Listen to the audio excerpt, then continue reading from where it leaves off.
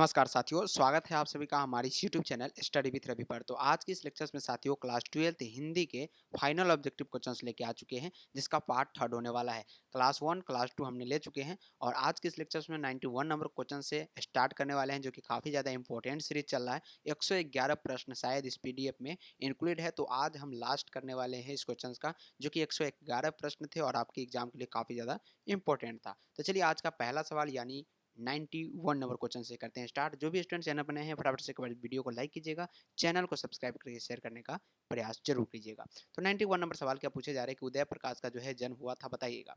1 जनवरी 1952, 20 फरवरी 1948 या 18 जून 1944, 12 जुलाई 1944। उदय प्रकाश का जन्म हुआ था, ये आपको बताना है। क्वेश्चंस काफ़ी इंपॉर्टेंट है और इस प्रकार के क्वेश्चन जो है वीवीआई माने जाते हैं और आपके प्रीवियस वाले एग्जाम में यानी पीवाईक्यू में अगर आप देखेंगे तो बार बार ये प्रश्न आपको देखने को मिलेगा। साथ ही साथ क्वेश्चंस बैंक अगर आप उठा के देखेंगे तो उसमें भी बहुत सारे ये प्रश्न आपको देखने को मिल जाएंगे। बात करें अगर उदय प्रकाश जी का, तो इनका जो जन्म हुआ था, कब हुआ था, ये आपको बताना है। फटाफट से बताइएगा। तो 1 जनवरी याद रखिएगा, सॉरी 1 जनवरी 1952। कब? 1 जनवरी 1952 इस प्रश्न का राइट जवाब होगा। अगला सवाल की ओर चलते हैं। जूठन की रचनाकार कौन है? प्यारे साथियों, जूठन के रचनाकार कौन है? मोहन राकेश है, उदय प्रकाश है, ओम प्रकाश वाल्मीकि है या बालकृष्ण भट्ट है? फटाफट से बताइएगा। काफ़ी एमबीवीआई क्वेश्चन है और ये सारे प्रश्न आपके एग्जाम में याद रखने वाले हैं। साहब जब तक कि आपका एग्जाम खत्म नहीं हो जाता, इस प्रश्न को जरूर से जरूर याद रखें। और जो भी स्टूडेंट प्रीवियस वीडियो नहीं देखें, फटाफट से एक बार जाके देख लीजिएगा, ताकि आपका 90 क्वेश्चन तक जितने भी प्रश्न हैं सभी क्लियर हो सकते हैं और यहीं से सारे प्रश्न आपसे पूछे जाएंगे। जूठन के रचनाकार कौन है, ये आपको बताना है। 92 नंबर सवाल है और ओम प्रकाश वाल्मीकि, याद रखिएगा ये कौन है? जूठन के रचनाकार है। ऑप्शंस नंबर अगर बात करेंगे तो सी जो होगा इस प्रश्न का राइट जवाब होगा ऑप्शन नंबर सी। अगला सवाल है कि लेखक को, प्यारे साथियों, लेखक को विद्यालय में झाड़ू लगाते समय लगाते हुए किसने देख लिया? बताना है आपको कि लेखक को विद्यालय में झाड़ू लगाते समय किसे देख लिया? भाई ने देख लिया, पिताजी ने, या माँ ने, या भाभी ने? सॉरी, तो चार ऑप्शंस आपकी स्क्रीन के सामने बताना है कि लेखक को विद्यालय में झाड़ू लगाते हुए किसने देख लिया था। तो ये याद रखिएगा, इनके पिताजी ने देख लिया था, जो कि ऑप्शन नंबर बी में है। पिताजी ने देख लिया था, जो कि ऑप्शन नंबर बी में नजर आ रहे हैं। काफी इंपॉर्टेंट है। पीडीएफ लेने के लिए टेलीग्राम चैनल से जरूर जुड़ जाइएगा। डिस्क्रिप्शन में टेलीग्राम चैनल का लिंक है। सभी प्रकार की पीडीएफ वहाँ पे आपको प्रोवाइड कर दी जा रही है। ओम प्रकाश वाल्मीकि हिंदी में किस आंदोलन से जुड़े महत्वपूर्ण रचनाकार है? यानी वाल्मीकि हिंदी में जो है किस आंदोलन से जुड़े महत्वपूर्ण रचनाकार है? समाजवादी आंदोलन, दलित आंदोलन या भारतीय राष्ट्रीय आंदोलन? इनमें से कोई नहीं। बताइएगा। चार ऑप्शंस आपकी स्क्रीन के सामने है और चारों के चारों ऑप्शंस आपके लिए इंपॉर्टेंट होने वाले। 94 नंबर सवाल का जवाब सभी का ऑप्शन नंबर बी आ रहा है, दलित आंदोलन, जो कि ऑप्शन नंबर बी में है। बिल्कुल इस प्रश्न का करेक्ट आंसर होगा, क्या होगा? करेक्ट आंसर होगा ऑप्शन नंबर बी, याद रखिएगा। अगला सवाल की ओर बढ़ते हैं। तो जूठन क्या है आपको बताना है। काफी ज्यादा इंपॉर्टेंट क्वेश्चन है। इंपॉर्टेंट में से इंपॉर्टेंट क्वेश्चन है आपके सामने कि जूठन जो है, प्यारे साथियों, क्या है बताइएगा। ये इंपॉर्टेंट क्वेश्चन माने जाते हैं। जूठन रेखा चित्र है क्या, शब्द चित्र है क्या, कहानी है या आत्मकथा है? तो काफ़ी इंपॉर्टेंट, जैसा कि मैं बता रहा हूँ आपको, ये 2025 के लिए मात्र एक मंथ आपके एग्जाम में बच चुके हैं और ये यहाँ पे और ये जो है काफ़ी ज़्यादा इंपॉर्टेंट होने वाला है।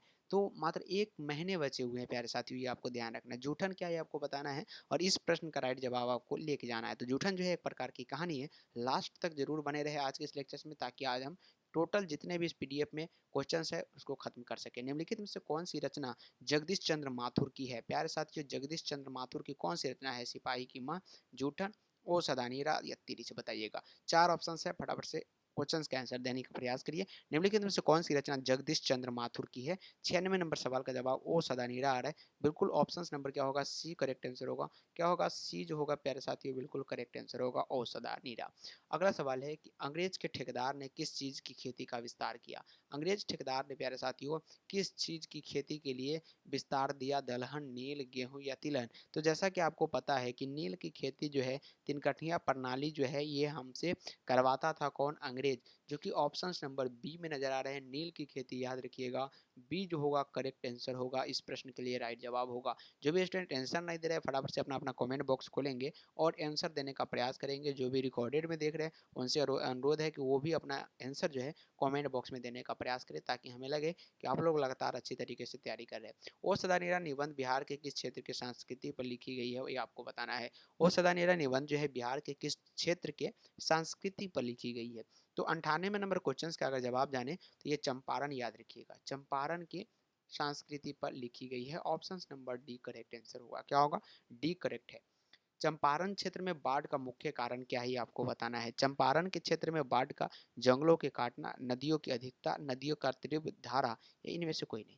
तो चंपारण क्षेत्र में बाढ़ का मुख्य जो है कारण माने जाते हैं, वो कौन से माने जाते हैं? तो वो जंगलों की कटाई माने जाते हैं। जितना ज़्यादा आप जंगल की कटाई करेंगे, बाढ़ आने की संभावना उतना ज़्यादा रहेगी, क्योंकि जंगल जो होते हैं वो क्या होते हैं? मिट्टी को, प्यारे साथियों, मिट्टी को जो है बांध के रखने का कार्य करता है। बट ऐसा आप लोग नहीं करते, क्योंकि जंगल को आप काट देते हैं, तो ऐसा बिल्कुल भी नहीं होगा और आप बाढ़ से ग्रसित रहेंगे।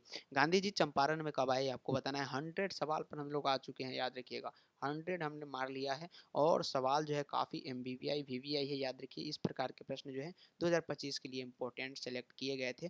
11 और क्वेश्चन आपके इस PDF में बचे गए हैं, उसको हम सॉल्व करने का भी प्रयास करते हैं। गांधी जी चंपारण में कब आए, ये आपको बताना है। 100 नंबर सवाल का जवाब सभी का ऑप्शन नंबर डी आ रहे हैं। अप्रैल 1917, बिल्कुल याद रखिएगा। अप्रैल में 1917 में जो है गांधी जी जो है चंपारण में आए थे। एक लेख और एक पत्र के रचनाकार कौन है, आपको बताना है। एक लेख और एक पत्र के रचनाकार नामवर सिंह है क्या, मोहन डाकेश है, भगत सिंह है, या रामधारी सिंह दिनकर है? एक लेख और एक पत्र के रचनाकार कौन है?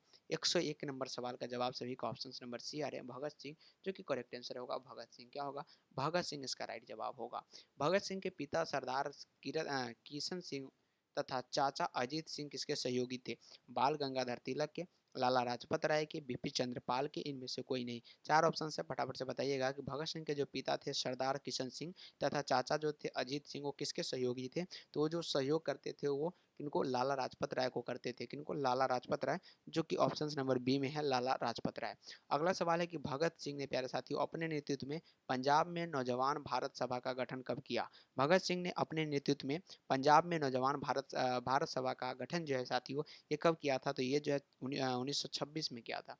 कब किया था? 1926 में। ये करेक्ट आंसर होगा। क्या होगा? करेक्ट आंसर क्या होगा? ऑप्शन नंबर डी हो जाएगा, इस प्रश्न का राइट जवाब होगा। चलिए, उसने कहा था कहानी में किस शहर का चित्रण है, आपको बताना है। 104 नंबर क्वेश्चन का जवाब जो है कमेंट बॉक्स में। उसने कहा था कहानी में किस शहर का चित्रण किया गया है साथियों? तो ये जो है अमृतसर, अमृतसर का चित्रण जो है उसने कहा था कहानी में किया गया। लाना सिंह के गांव का क्या नाम था, आपको बताना है। मगर, माझे, कटरा, या तेलघरिया? यहाँ पे मगरे होगा, याद रखिएगा। तो लहना सिंह के गांव का नाम क्या होगा, ये आपको बताना है। तो ये जो माझे है, माझे जो है ये लहना सिंह के गांव का नाम है, और उनके प्रेमिका का नाम जो है ये मगरे है। तो ऑप्शंस नंबर क्या हो जाएंगे इस प्रश्न के लिए? जो होगा ऑप्शन नंबर बी राइट होगा। गुलेरी जी का जन्म हुआ था, ये आपको बताना है। तो ये जो है गुलेर कहाँ पे है, वो खोजने का प्रयास करें। गुलेर है यहाँ पे, तो बिल्कुल किसी में नहीं नजर आ रहे। लेकिन यहाँ पे आपको गुलेर ना मिले तो क्या, यहाँ पे क्या खोजना चाहिए? Jaipur Rajasthan. Guler Jaipur Rajasthan, option number B correct answer होगा। 106 नंबर सवाल का जवाब जयपुर राजस्थान, याद रखिएगा। सूबेदार हजारा सिंह के लड़के का नाम बताना है। बोधा सिंह, महा सिंह, कीरत सिंह, या जगधारी सिंह? सूबेदार हजारा सिंह के लड़के का नाम आपको बताना है 107 नंबर सवाल में। तो हजारा सिंह के बोधा सिंह था, याद रखिएगा। उनके लड़के का नाम, सूबेदार हजारा सिंह के लड़के का नाम क्या था? बोधा सिंह। अमृतसर में लहना सिंह के कौन थे? तो अमृतसर में जो है लहना सिंह के मामा रहते थे, और ये मामा के यहाँ रहते थे लहना सिंह, याद रखिएगा। ऑप्शन नंबर क्या होगा? सी होगा इस प्रश्न का करेक्ट आंसर। दिनकर जी की कहानी काव्य पुस्तक कौन सी है? कुरुक्षेत्र, हुंकार, रसवंती, या प्रणभंग? तो दिनकर जी की पहली काव्य पुस्तक जो है प्यारे साथियों, ये कौन सा है? प्रणभंग है। कौन है? प्रणभंग जो है ये दिनकर जी की, यानी रामधारी सिंह दिनकर जी की पहली काव्य पुस्तक है। 110 नंबर सवाल पर हम लोग आ चुके हैं। अर्धनारीश्वर पाठ के लेखक कौन है? नामवर सिंह है, रामधारी सिंह दिनकर है, हजारी प्रसाद द्विवेदी, या रामचंद्र शुक्ल है? तो अर्धनेश्वर पाठ के लेखक साथियों कौन है, ये आपको बताना है। तो ये रामधारी सिंह दिनकर है, जो कि ऑप्शन नंबर बी में है, रामधारी सिंह दिनकर। 111 नंबर सवाल है, और ये शायद आज के लिए लास्ट ही सवाल होने वाला है। तो हाँ जी, लास्ट है। अर्धनारीश्वर किस विधा से संबंध रखता है? तो अर्धनारीश्वर जो है एक प्रकार के क्या है, ये आपको बताना है। फटाफट से कमेंट में इसका आंसर जो है आप लोग बताएंगे, हम यहाँ पे नहीं बता रहे। कमेंट में आपको इसका आंसर पता चल जाएगा। तो इसका आंसर कमेंट में आप लोग देने का प्रयास कीजिए। जिसका राइट आंसर रहेगा उसको पिन कर दिया जाएगा, और सारे स्टूडेंट देखेंगे आपका आंसर, ये याद रखिएगा। तो फटाफट से जाइए कमेंट बॉक्स में, और अर्धनारीश्वर किस विधा से संबंध है आपको बता देना है, और अपना अपना गिफ्ट जो है पिन का, वो आप लोगों को पा लेना है। तो सुपर फास्ट में जिसका भी ऑप्शन राइट आएगा उसका ऑप्शन को यहाँ पे पिन कर दिया जाएगा, याद रखिएगा। ये काफ़ी ज़्यादा इंपॉर्टेंट क्वेश्चन आपके लिए होने वाला है। तो प्यारे साथियों, आज के लिए इतना ही। मिलते हैं फिर से अगले क्लास में। Bye bye and take care. Jai Hind, जय भारत। काफ़ी इंपॉर्टेंट क्वेश्चन हमने आज के इस लेक्चर में सॉल्व करने का प्रयास किया है। Bye bye and take care. मिलते हैं फिर से अगले क्लास में। Bye bye.